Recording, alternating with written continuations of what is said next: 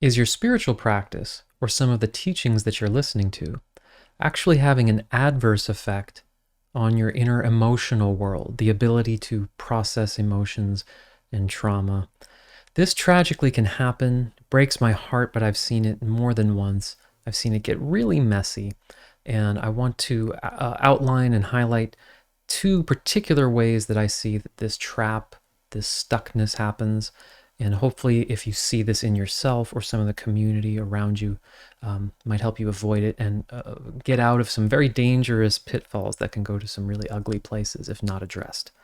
So, the biggest thing I see is a conflation with some spiritual practice as being the same thing as doing emotional work. They're really not the same, but they often get talked about, or it gets implied or perhaps even misunderstood that doing certain spiritual practice is going to inherently resolve trauma, get rid of all your anger issues and different things that happen to your life that are filtering all of your decisions, including how you perceive spirituality, by the way.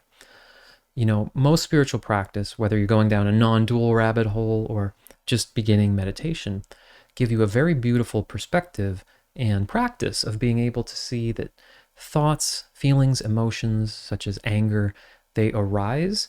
And instead of being instantly identified with, oh, I am angry, that just consumes my body, there's anger as an emotion. There is something that is the witness or the awareness of emotion. That is beautiful, but that is rarely, if ever, a complete toolkit to resolve that anger if that anger is not just a fleeting natural experience.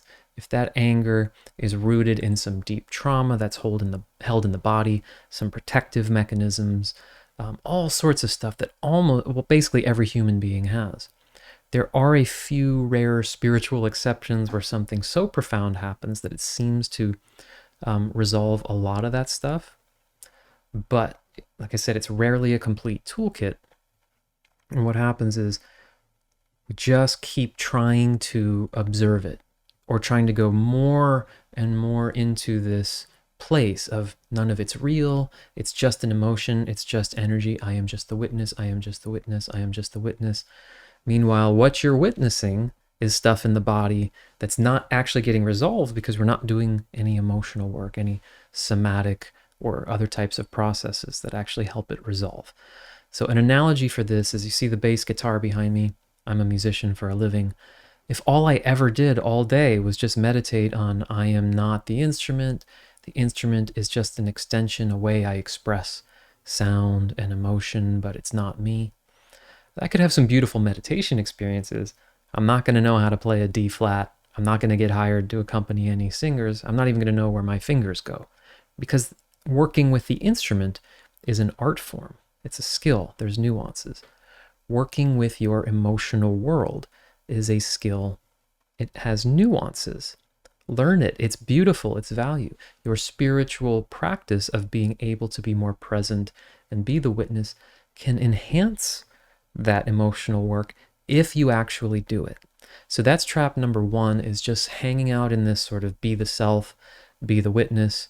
You never spend an hour working with someone on your trauma in a spiritualized way. Just a very direct, okay, this happened to me when I was 6 years old. The emotion is still stored in my body.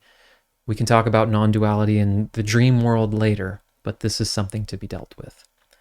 The other way I illustrate that sometimes is, if a pipe breaks in your house, it's very self-obvious to you. I've never seen someone go, well, it's a dream world. I am not the pipe. I am not the water. I'm going to just let the universe take care of this. Well, the universe takes care of it through the self-obvious recognition of, oh my God, I need to do that. My body gets out of there. It calls a plumber. The plumber takes care of it. Your emotional world can start to become that self-obvious. Anger is coming up. Who do I need to call? What process do I need to use? Sedona method. I'm a clinical EFT facilitator myself. Various tools. Option method. Spiritual teachers have good tools. Adyashanti, his transmutation talk. Can't remember exactly what it was. It really influenced me. Kieran Trace, Tools for Sanity. Angelo DeLullo. So you can even talk to people that have profound spiritual awakenings, that have tools for the emotional work because it comes up. It actually gets more necessary, right? Trap number 2 is interconnected in many ways.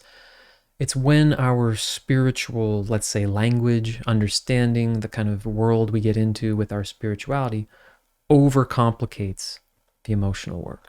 Right? So instead of, like, again, the pipe breaks, call the plumber. It's simple and direct.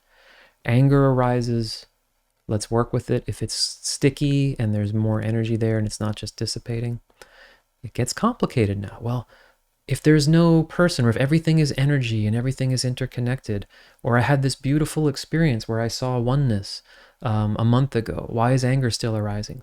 All of that is just muddying the water. It's just making it very complicated. And unfortunately, it's so easy and possible to now go into like a chat group or just watch a million videos talking about a non-dual perspective, which is fine, but it's just not designed to deal with your specific trauma. So you can hang out and overcomplicate it instead of just dealing with the emotion. Just do the emotional work. If you're curious about how I do emotional work, there's a free ebook below. I have some videos on here called The Fundamentals. I mentioned some different tools there. You can look them up. Even just traditional therapy, psychotherapy. Just like you're still, if your car breaks down, you still got to repair it. You still got to call the plumber. You got to call the technician. Just because you start to see, I am not this body, why would that diminish all need for maintenance, just like anything else does? So if you find yourself in that position, if you find your spiritual practice without you realizing it is affecting you this way, keep an eye out for it. One more thing I forgot to mention. This can be particularly sticky if you are really attached to a spiritual teacher. If you think this is the guru who has the answer and I'm going to be healed of everything, if I just get close enough, if I just get into them enough, that really muddies this. That's sort of another conversation, but just to plant that seed in your mind if you think that might apply to you or someone around you. I hope this helps. I really welcome your feedback, and I look forward to talking to you next time. Thanks so much.